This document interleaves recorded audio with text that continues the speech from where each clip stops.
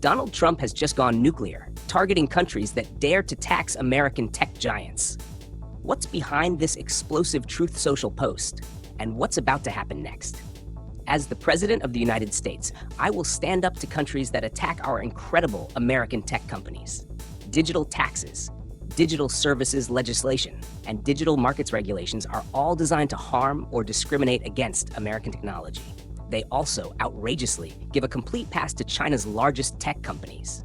This must end, and end now.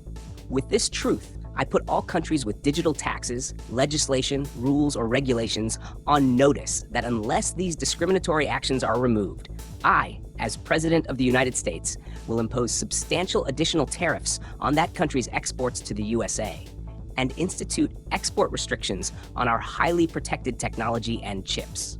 America and American technology companies are neither the piggy bank nor the doormat of the world any longer. Show respect to America and our amazing tech companies, or consider the consequences. Thank you for your attention to this matter. Donald J. Trump, President of the United States of America. Trump accuses foreign governments of unfairly hitting U.S. tech giants with digital taxes while letting China's tech juggernauts off the hook. That's the central argument. Digital services taxes, DSTs, the EU's DSA and DMA, are discriminatory and skewed. The Financial Times reports that Trump risks reigniting tensions with the EU and UK, despite recent trade deals. Reuters notes he's even considering sanctions, like visa bans, against EU officials who enforce the Digital Services Act. Imagine being fined for parking your digital car in someone else's driveway, except your car is Google and the driveway is Europe. That's how Trump paints the picture: unfair, targeted, and double-standarded against U.S. firms. Trump isn't playing around. He's threatening two major retaliations: tariffs on exports from countries with digital taxes and export restrictions on U.S. highly protected tech and chips. The Wall Street Journal outlines that this move continues the Trump administration's pushback against EU, Canada, Brazil, and South Korea's tech regulations. Reuters underscores that these digital tax policies supposedly spare Chinese firms, increasing the global tension stakes.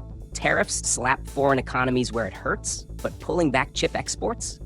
That's like removing the lifeline for global tech. If Trump does this, we're not just in a tax fight, we're in a geopolitical tech war. This isn't new.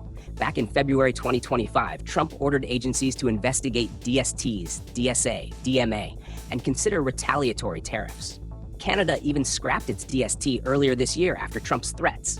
Trade talks resumed swiftly. What we're seeing now is strategy and perhaps overplay. Canada blinked. Other countries may wonder, will we be next?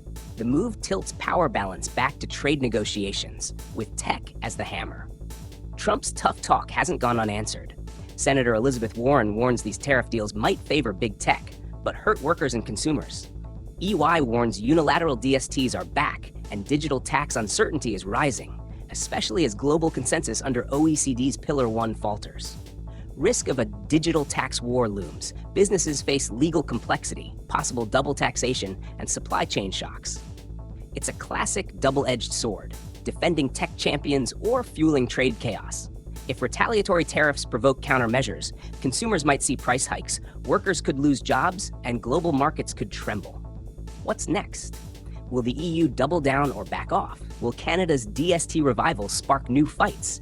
And how will US chip firms respond if exports get choked? Let me know in the comments. Should the US use tech as a trade weapon or pursue diplomacy?